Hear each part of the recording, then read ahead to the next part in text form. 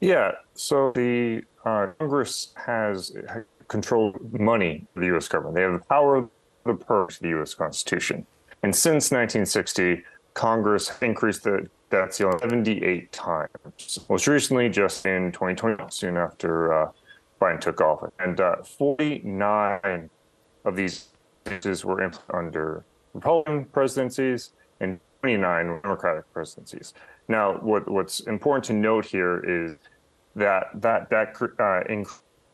under obviously was as controversial then because the Republican is in office, in the White House. Democrats generally don't fight them on. Really, the Republican Party that more of the party of fiscal restraint that really tries to take on Democratic presidents. So if you just have to look at what's changed in the past couple of decades, it's pretty remarkable. Congress has authorized trillions of dollars in spending over just the last decade alone, and the U.S. debt has tripled, nearly tripled since 2009.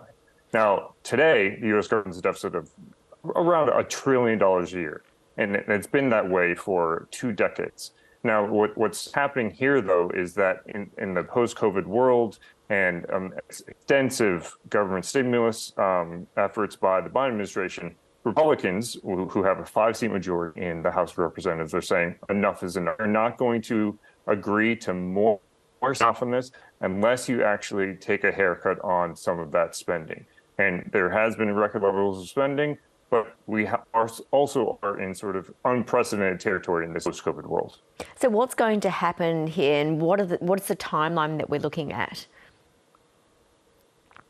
Yeah, that's a great question. So they call it X Day. And what I mean by that is that's the day when the US Treasury, who sort of executes the US federal government spending, doesn't have the money to its debt, doesn't have the money to pay back the loans that people have purchased, basically. And so what happens there is the U.S. default for the first time in U.S. history. I mean, technically there was a general default in 1979. That was just a bookkeeping error. This would be a deliberate default because U.S. politicians could not get their act together and agreed to raise or the debt ceiling.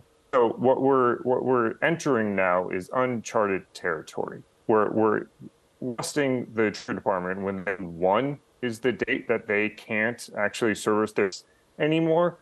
They, since January of this year, already said we've hit the limit of what we can spend. And so they've been engaging in what they call extraordinary measures to service that debt without actually running out of money. So we're already in the end of the line. But it's a question of some Republicans are saying, oh, actually, June 1, maybe you can go a bit from then.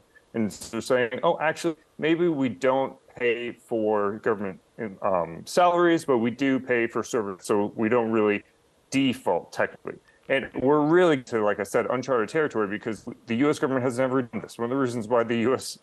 Dollar is the reserve currency is it is seen as a stable investment to invest in the U.S. government servicing its debts. But right now, similar to 2011 during the Obama administration, there are legitimate questions whether the U.S. politicians can actually get this over the line. So why then are Republican presidential candidates noticeably staying away from this issue in their campaigning? There's really no winner yet. A great question, because what we have is a stand. Now, you might remember the government shutdown during the Trump administration, which was another time when the U.S. politicians couldn't get their act together. And it was the Trump administration on one side and the Democratic-controlled Congress on the other. And ultimately, most people saw that as a loss for the Trump administration because they saw it as unnecessary. Now, there really is who is going to own this view and who is messing up. And so you're seeing a lot of standing by Kevin McCarthy, the leader of the Republicans, and then President Biden, obviously the leader of the Democratic Party. And they're both trying to say you're being completely irresponsible on this. And it is completely up to you to be the adult and get this over the line. But right now, a Republican presidential candidate has nothing to gain because there's a clear winner yet, and there's no clear winner, so a loser. And so they're just trying to keep their distance because there's nothing to gain by getting into this. It's easy just to say that the U.S. should cut spending, but it's really not easy to say and risk a default. Jared, what impact does increasing the ceiling have on the average American citizen? Yeah, of analysis right now about the debt and the implications of this. Just to make clear, back in 2011, the last time we got days away, they called the X date, which I mentioned before, where the U.S. couldn't service its debt any further. The impact of that time, where we were really concerned and that they couldn't actually make the U.S. government function in a way. The S&P 500 fell nearly 17% over a few weeks period. And there was over $1 billion, they say, loss of economic activity because of that. The U.S. loss was graded in its credit ratings. It really, we're getting, like I said, into uncharted territory, and the impact of a default on an American is actually hard to quantify because we've never seen this before. This is completely uncharted. This is completely unprecedented to get this close and to really not have a lot of offers. Arguably, there was more optimism in 2011 than there is now. Well, meanwhile, the US Central Bank has raised interest rates to the highest level in 16 years. How necessary was this move to help stabilize prices? Well, if you look at inflation in the US, it seems to have plateaued or potentially peaked, but it still remains far too high than what the Federal Reserve wants, which is at 2%.